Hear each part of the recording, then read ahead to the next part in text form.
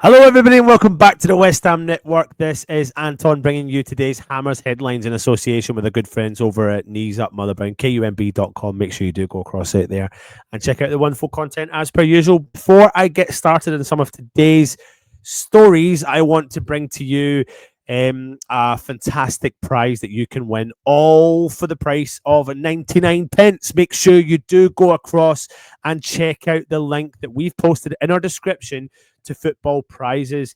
The tickets cost 99 pence. You have heard me correct, 99 pence. You will then be entered into the draw to win the signed shirt from Mark Noble, signed and framed shirt from the legend they call Mark Noble. Make sure you do get across there and check out that fantastic custom frame display, signed top from Mark Noble, all for the potential price of 99 pence, just under £1. On top of that, there are up to 16 instant win prizes, which include the Sir Geoff Hurst signed England shirt, Trevor Brooking signed West Ham shirt, Kudus signed shirt, Stuart Pearce signed shirt, Max Kilman signed and framed shirt. There is many, many more signed pennants, you name it. Konstantinos Mavropanos signed shirt. So make sure you do click the description and click the link in the description, and you will get taken across to that to see all of the newest updates from Football Prizes, our good old friends of the channel. So get across there and check out that. Now, I'm here today to talk to you about the Hammers headlines, some of the news that's coming out of West Ham today, and there's loads, again, as you can expect, in light of the transfer window just around the corner. So it's been a while since West Ham have had someone representing us who's been in the Player of the Year nominations. Predictably, Jared Bowen was the most recent West Ham player who had a nominee, but who else can you think of? You know, Jared Bowen has been nothing but fantastic at this club since he's joined us, but it looks like West Ham are pursuing potentially a deal north of the border. North of the border, as in Scotland, as in the team at Glasgow Celtic, but the player is actually a Japanese international, something that West Ham have never really entered into the Asian market, and Daizen Maeda picks up the Scotland's Player of the Year gong this season, and West Ham could potentially secure the services of this award-winning forward this summer, as the transfer window certainly is about to crack into life. Now, while West Ham have held talks with Celtic wonder kid Daniel Cummings, who was also at the London Stadium against Nottingham Forest, it looks like we're going to be looking to bolster our attacking options, and someone with a bit more experience. And West Ham are supposedly in there and are very interested in the Maeda, and we are part of the fan club. His stock has grown considerably over the last 12 months. Now, Maeda has reached all new heights in his Celtic top. He's hard-working, but often he could be classified as a wasteful attacker into an exceedingly hard-working but utterly ruthless goal scorer. So he's kind of up and down in a season. And in his previous season at Celtic last year, only chipped in with 11 goals, but is already at 33 goals for this season. Celtic season has finished, playing for Celtic 157 times, scoring 62 goals and 28 assists. And I suppose this takes you back to the kind of Brighton model, which is also the Celtic model. They're okay with selling their best players as long as they get bang for their buck and they can get value in that deal. Now, he's known as the kind of versatile, relentless style of player. He's primarily a forward, capable of operating on the left or on the right winger, attacking midfielder, or even a second striker. So he's extremely versatile there. He's also recognised for his high work rate, stamina, ability to contribute to both attacking and defensive phases of the game. He is, of course, 27 years old, comes from Osaka in Japan.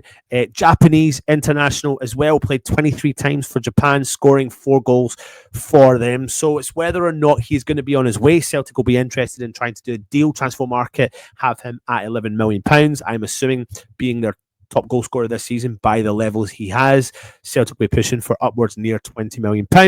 And this is the model that probably West Ham should be looking into. So you let me know your thoughts on West Ham trying to bring someone like Maeda, Japanese international, into the club from the Scottish system. He has previously plied his trade in different areas, but predominantly has been in the Japanese leagues before moving to Scotland. So not proven elsewhere in Europe, but that doesn't mean he's not going to be proven like somewhere at West Ham and could be into the new system. But let me know your thoughts on him potentially linked to West Ham as I get cracking on the next story. And that is that some reports are suggesting that Potter potentially has green lighted, you could say, a Soucek exit. And it's interesting because some reports are suggesting that we are no interest in selling him, and some reports are suggesting that we are interested in getting rid of him.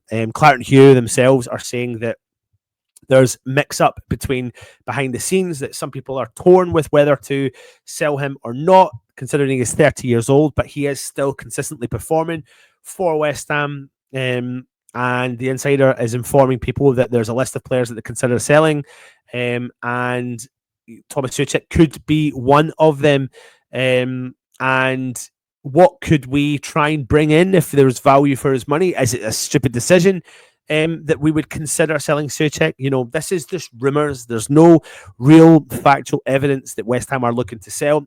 However, as I go back to a video I did last week, I did state that I think every player has their value, and if some silly money comes in and West Ham look to rebuild, then he could be an option. But we are potentially looking at selling a player who is capable of scoring 9 to 10 goals a season for us from his midfield position, a player that we probably didn't expect to be doing that when we first signed him, but has consistently performed in a West Ham shirt throughout his career.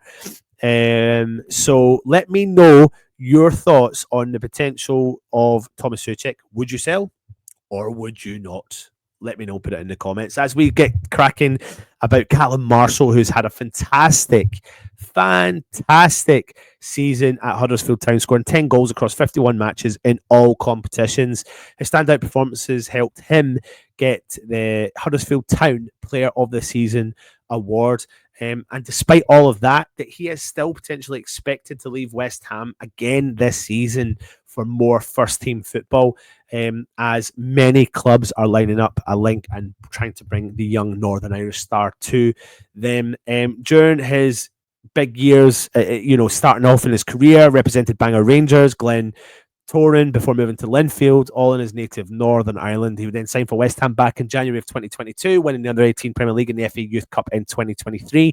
And that, of course, included scoring against Arsenal in the final in front of 34,000 fans at the Emirates Stadium as West Ham smashed Arsenal 5-1.